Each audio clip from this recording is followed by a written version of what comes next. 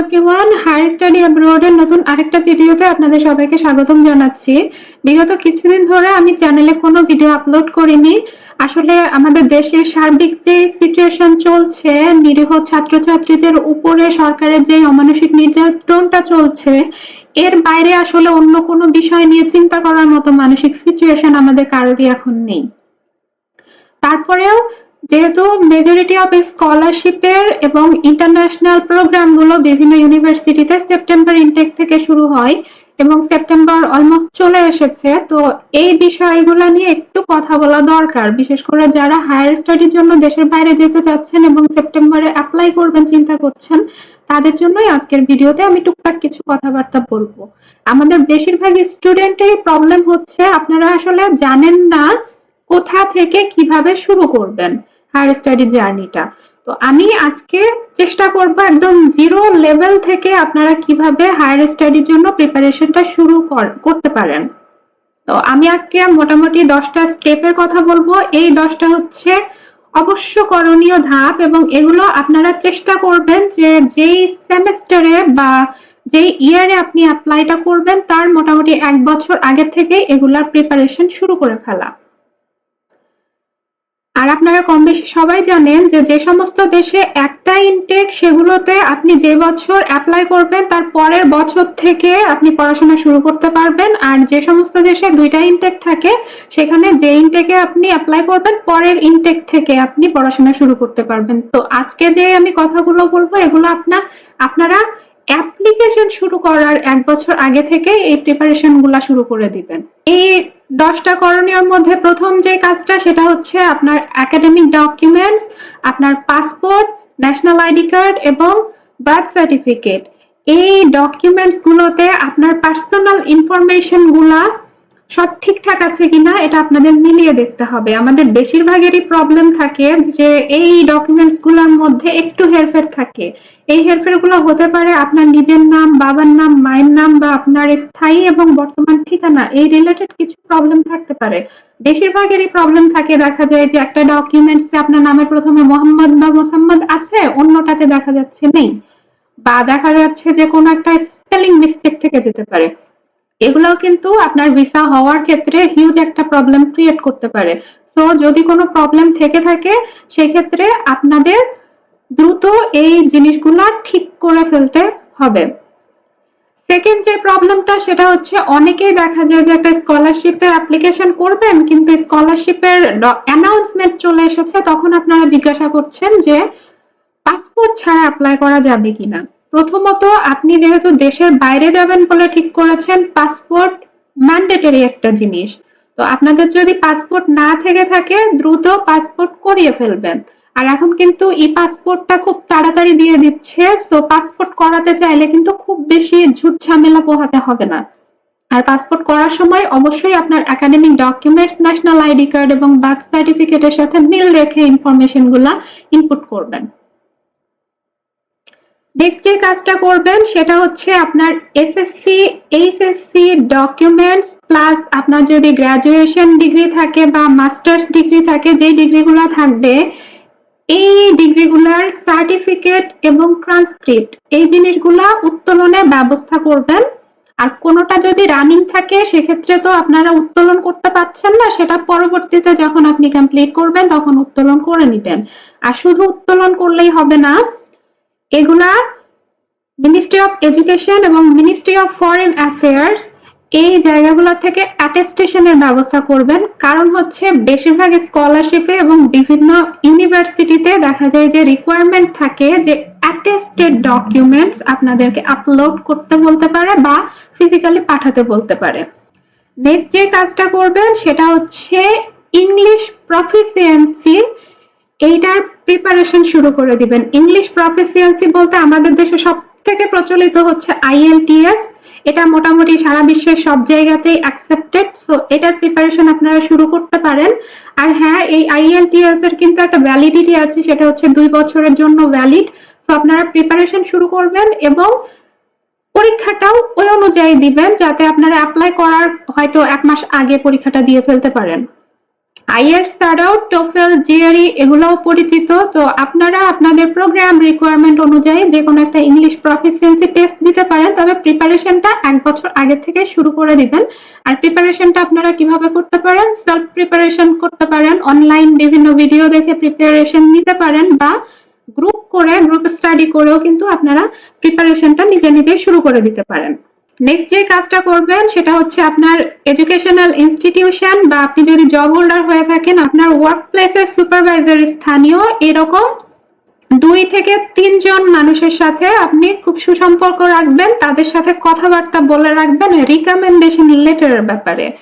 আর আপনারা recommendation letter ম্যানেজও করে রাখবেন, প্লাস তাদেরকে বলেও রাখবেন যে আপনি তাদেরকে রিকমেন্ডার হিসেবে সাজেস্ট করতে চাচ্ছেন, তারা রাজি কিনা। কারণটা কি, কিছু কিছু ইউনিভার্সিটিতে ওরা সরাসরি রিকমেন্ডেশন লেটার নেয় না, বিশেষ করে যারা ইউএসএ বা ইউকে তে অ্যাপ্লাই করতে চান তাদের ক্ষেত্রে দেখা যাচ্ছে যে এরা সরাসরি রিকমেন্ডারের ইনফরমেশন চায় এবং তাদেরকে ইমেলের মাধ্যমে একটা ফর্ম হোক বা কোনো একটা ইনস্ট্রাকশন দিয়ে একটা ইমেল পাঠায় এবং রিকমেন্ডারকে পার্সোনালি সেগুলো ফিল আপ করে ভিয়া ইমেল সেন্ড করতে হয়। সো এগুলো আগে থেকেই আপনার যে রিকমেন্ডার আপনি সিলেক্ট করবেন 2 থেকে 3 জন, তাদের সাথে বিষয়গুলো কথাবার্তা বলে ঠিকঠাক করে রাখবেন। নেক্সট যে কাজটা করবেন, আপনার বাজেট অনুযায়ী 3 থেকে 5টা কান্ট্রি এবং প্রতিটা কান্ট্রির 3 থেকে 5টা ইউনিভার্সিটি আপনি সিলেক্ট করবেন। সেটা কিভাবে করবেন? Google is your best friend. আপনারা গুগলে ব্রাউজিং করে আপনার পছন্দ মতো দেশ এবং সেই দেশের শীর্ষস্থানীয় 3 থেকে 5টা ইউনিভার্সিটি সিলেক্ট করবেন এবং পরবর্তীতে কি করবেন, এই সমস্ত ইউনিভার্সিটিগুলোর অফিসিয়াল ওয়েবসাইটে ঢুকে আপনার যেই সাবজেক্টে আপনি অ্যাপ্লাই করতে চাচ্ছেন সেই সাবজেক্ট রিলেটেড প্রোগ্রামগুলা শর্টলিস্টেড করে ওয়ার্ড ফাইলে হোক বা আপনি যদি নোটবুক রাখার কোনো অভ্যাস থেকে থাকে সেগুলাতে এই ডিটেলস গুলা লিখে রাখবেন।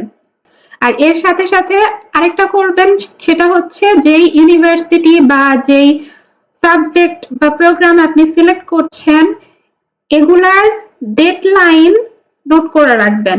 তো আমি বললাম যে রিকোয়ারমেন্ট অ্যান্ড ডেডলাইন এগুলো নোট করে রাখবেন। আর সেই সাথে এই ভার্সিটিগুলোর ওয়েবসাইটে আপনি বিভিন্ন স্কলারশিপ ইনফরমেশন গ্যাদার করার চেষ্টা করতে পারেন যে ইউনিভার্সিটি ফান্ডেড কোনো স্কলারশিপ অফার করা হয়ে থাকে কিনা, থাকলে কি ধরনের রিকোয়ারমেন্ট আছে, আপনার সেই রিকোয়ারমেন্ট গুলো ফিল আপ হচ্ছে কিনা সেগুলো আগে থেকে আপনি ম্যানেজ করতে পারবেন। আর যেহেতু আপনি 1 বছর আগের থেকে রিসার্চ গুলো শুরু করছেন, যদি কোনো ক্ষেত্রে আপনার ল্যাকিংস থেকে থাকে আপনি সেগুলো 1 বছরের মধ্যে কিন্তু কোপ আপ করে ফেলতে পারবেন। নেক্সট যেটা আমি যেহেতু বললাম যে ইউনিভার্সিটির রিকোয়ারমেন্ট চেক করবেন, কিছু কিছু দেশ আছে, কিছু কিছু প্রোগ্রাম আছে স্পেসিফিক কিছু টেস্ট রিকোয়ারমেন্ট থাকে, যেমন স্যাট বা এসিটি এই ধরনের বা জিম্যাট এই ধরনের কিছু রিকোয়ারমেন্ট থাকতে পারে। যদি এই রিকোয়ারমেন্ট চাই তো আপনাকে সেগুলোর প্রিপারেশনও নিয়ে সেই টেস্টগুলোও আপনাকে দিয়ে ফেলতে হবে। যারা ফুললি ফান্ডেড স্কলারশিপে বাইরে যেতে চাচ্ছেন, বলে রাখা ভালো ব্যাচেলরদের জন্য কিন্তু ফুললি ফান্ডেড স্কলারশিপের নাম্বারটা খুবই লিমিটেড, হাতে গোনা 2-4টা দেশে আছে স্কলারশিপটা দেওয়া হয় এবং অ্যামাউন্টটাও খুব বেশি কিন্তু দেওয়া হয় না। আর যারা পিএইচডি হোল্ডার আছেন তাদের ক্ষেত্রে দেখা যাচ্ছে যে 100%ই ফুললি ফাইন্যান্সড স্কলারশিপে যেতে পারছেন। মিডল রেঞ্জে আছে হচ্ছে মাস্টার স্টুডেন্টরা, এরা দেখা যায় ফুললি ফাইন্যান্সড স্কলারশিপও পায় বা পার্শিয়ালি ফাইন্যান্সড স্কলারশিপ হতে পারে বা আপনাকে সেলফ ফাইন্যান্সডেও যাওয়া লাগতে পারে। তো যাদের টার্গেট আছে যে স্কলারশিপে দেশের বাইরে যাবেন তাদের আরেকটা কাজ করতে হবে, গুগল ব্রাউজিং করবেন সব সময় এবং বাংলাদেশ মিনিস্ট্রি অফ এডুকেশনের অফিসিয়াল ওয়েবসাইট যেটা আছে shed.gov.bd এইখানে আপনার বিভিন্ন দেশের গভর্নমেন্ট স্কলারশিপ গুলোর অ্যানাউন্সমেন্ট পিডিএফ আকারে আপলোড করা হয়, এগুলোতে নিয়মিত চোখ রাখবেন এবং গুগল ব্রাউজিং করে বিভিন্ন দেশের গভর্নমেন্ট স্কলারশিপ গুলো এবং বিভিন্ন ইউনিভার্সিটির ওয়েবসাইটে গ্রান্ট অ্যান্ড স্কলারশিপ এই অপশন গুলো খুঁজে আপনারা বিভিন্ন স্কলারশিপের ব্যাপারে তথ্য ম্যানেজ করবেন। আর মাস্টার স্টুডেন্টদের সব থেকে ভালো একটা ফুললি ফাইন্যান্সড স্কলারশিপ ম্যানেজ করার ওয়ে হচ্ছে রিসার্চ বেসড প্রোগ্রামে অ্যাপ্লাই করা। এবং তার জন্য আপনাকে কি করতে হবে, সবার প্রথমে আপনার থিসিস সুপারভাইজার হবেন এমন একজন প্রফেসর বা লেকচারার ম্যানেজ করতে হবে যেই ইউনিভার্সিটিতে আপনি পড়াশোনা করবেন সেই ইউনিভার্সিটিতে। এই ম্যানেজ করার প্রসেসটা নিয়ে আমি সেপারেট একটা ভিডিও করব পরবর্তীতে, সো এই বিষয়ে আমি আজকে ডিটেলসে কোনো আলোচনা করব না। যেহেতু আমি স্কলারশিপের কথা বললাম, আমি এর আগে একটা ভিডিওতে আপনাদের বলেছি যে যারা অ্যাপ্লাই করে মোটামুটি সবার প্রোফাইলই সিমিলার লেভেলে থাকে, তো আপনাকে এক্সট্রা অর্ডিনারি এটা প্রুভ করার জন্য আপনার কিছু এক্সট্রা কারিকুলার এবং কো কারিকুলার অ্যাক্টিভিটিতে ইনভলভ থাকা ভালো। যদি আপনি এক্সট্রা কারিকুলার এবং কো কারিকুলার অ্যাক্টিভিটিসে ইনভলভ থাকতে পারেন, সেটা প্রুভ করবে যে আপনি ইউজুয়াল স্টুডেন্টদের মতো না, আপনি একজন অলরাউন্ডার।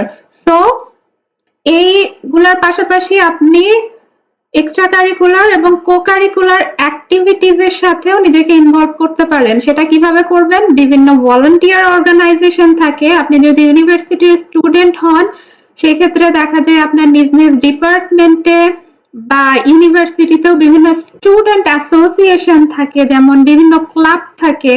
আমি পার্সোনালি কয়েকটা ক্লাবের সাথে যুক্ত ছিলাম যখন আমি ইউনিভার্সিটিতে পড়াশোনা করেছি। সো আপনারা এই সকল স্টুডেন্ট ক্লাব বা ভলান্টিয়ার অর্গানাইজেশন গুলোর সাথে ইনভলভ হতে পারেন এবং সেই সাথে বিভিন্ন ন্যাশনাল ইন্টারন্যাশনাল কম্পিটিশন আছে, অলিম্পিয়াড আছে, সেমিনার, কনফারেন্স, এই ধরনের প্রোগ্রামগুলোতে আপনারা অ্যাটেন্ড করতে পারেন এবং এখান থেকে যে সমস্ত সার্টিফিকেট দেওয়া হয়, পার্টিসিপেশন সার্টিফিকেট হোক বা আপনি যদি কোনো কম্পিটিশনে জিতে যান সেই ক্ষেত্রে একটা সার্টিফিকেট পাবেন। এই জিনিসগুলা ভালোভাবে সংরক্ষণ করে রাখবেন, এগুলা কিন্তু হিউজ একটা ইম্প্যাক্ট ফেলে আপনার অ্যাপ্লিকেশনের ক্ষেত্রে। নেক্সটে আরো কিছু জরুরি ডকুমেন্ট আপনাদের রেডি করতে হবে, সেগুলো হচ্ছে প্রপার একটা সিভি, সেই সাথে মোটিভেশন লেটার এবং কভার লেটারের স্ট্যান্ডার্ড একটা ফরম্যাট ঠিক করে রাখবেন, যাতে যখনই অ্যাপ্লাই করবেন মিনিমাম কিছু মডিফিকেশন করার মাধ্যমে আপনারা অ্যাপ্লিকেশনের কাজগুলো কমপ্লিট করতে পারেন। সিভির ক্ষেত্রে আমি সাজেস্ট করব ইউরোপাস ফরম্যাটটা ইউজ করতে, যেহেতু ইইউ কান্ট্রিগুলোতে ইউরোপাস সিভিটা রিকোয়ারমেন্ট থাকে। সেই সাথে আপনি বিশ্বের যে প্রান্তেই অ্যাপ্লাই করেন না কেন, ইউরোপাস সিভিটা সব জায়গাতেই অ্যাকসেপ্টেড। আর মোটিভেশন লেটার এবং কভার লেটারের ফরম্যাট আপনারা গুগলে খুঁজলেই অনেক ফরম্যাট পেয়ে যাবেন, অনেক ইউটিউব চ্যানেলে এই রিলেটেড ভিডিও আছে। আমিও চেষ্টা করব পরবর্তীতে এগুলা কিভাবে লিখবেন না লিখবেন সেই বিষয়ে ডিটেলস ভিডিও করার। এর বাইরে অ্যাডিশনালি আমি আরো কয়েকটা স্কিল আপনাদের অর্জন করতে বলবো।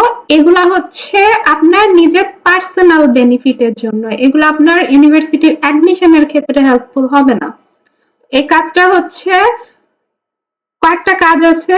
একটা হচ্ছে আপনি যেহেতু দেশের বাইরে আসবেন, অন্য দেশের এদের কালচার, বিশেষ করে খাওয়া দাওয়াটা আমাদের সাথে কোনোভাবেই যায় না। আপনি নিজে রান্না করতে না পারলে কিন্তু বাইরের খাবার খেয়ে কোনোভাবে সার্ভাইভ করতে পারবেন না। তো টুকটাক রান্না বান্না শেখার প্রিপারেশন শুরু করে দিবেন, এটা ছেলে মেয়ে উভয়ের ক্ষেত্রেই প্রযোজ্য। আপনার নিজের সার্ভাইভালের জন্য এটা খুবই জরুরি। সেকেন্ড একটা জরুরি কাজ হচ্ছে, আপনার যদি সম্ভব হয় তাহলে ড্রাইভিং শিখে রাখবেন এবং ড্রাইভিং লাইসেন্সটা করে রাখবেন। চেষ্টা করবেন ইন্টারন্যাশনাল লাইসেন্স যেটা আছে সেটাই করার। বেশিরভাগ দেশেই বাংলাদেশে ইন্টারন্যাশনাল লাইসেন্সটা অ্যাকসেপ্ট করে না, তবে অ্যাকসেপ্ট না করলেও আপনাকে হেল্প করবে ওই দেশীয় ড্রাইভিং লাইসেন্স পাওয়ার ক্ষেত্রে। তো এটা last but not the least, আপনার কম্পিউটার স্কিলটা আপনি বাড়ানোর চেষ্টা করবেন। স্কিল বলতে আপনি মাইক্রোসফটের কাজ, যেটা মাইক্রোসফট ওয়ার্ডের বা পাওয়ার পয়েন্টের কাজগুলো শিখতে পারেন। আর যারা সায়েন্স ব্যাকগ্রাউন্ডের আছেন এবং রিসার্চ স্কলারশিপে দেশের বাইরে যাওয়ার ট্রাই করছেন, তারা এর পাশাপাশি আরেকটা স্কিল অর্জন করার চেষ্টা করবেন, সেটা হচ্ছে বিভিন্ন স্ট্যাটিস্টিক্যাল অ্যানালাইজিং যে টুলগুলো আছে এই কাজগুলা শিখে রাখবেন। যেমন আছে হচ্ছে আর স্টুডিও, SPSS এর কিছু কাজ আছে বা পাইথনের কাজ আছে, এই রিলেটেড স্ট্যাটিস্টিক্যাল অ্যানালাইসিস গুলো আপনারা শিখে নেওয়ার চেষ্টা করবেন। যদি সার্টিফিকেট নাও থাকে নো প্রবলেম, আপনার পার্সোনাল বেনিফিটের জন্য এগুলো শিখে রাখা খুবই জরুরি। এগুলো পরবর্তীতে আপনি যদি কোনো রিসার্চ ল্যাবে জয়েন করেন এবং সেখানকার যে রিসার্চ রেজাল্ট গুলো আছে এগুলো অ্যানালাইসিস করার ক্ষেত্রে আপনাকে অনেক হেল্প করবে। তো এই হলো যারা দেশের বাইরে যেতে চাচ্ছেন তারা কিভাবে শুরু থেকে শুরু করবেন তাদের নিয়ে আমি টুকটাক কথাবার্তা আজকে বললাম ভিডিও। যারা দেশের বাইরে যাওয়ার জন্য চিন্তা ভাবনা করছেন তারা এখন থেকেই এই কাজগুলা একে একে শুরু করে দেন। ভিডিও আজকের মতো এখানেই শেষ করছি। সবাই ভালো থাকবেন, সুস্থ থাকবেন। আল্লাহ হাফেজ।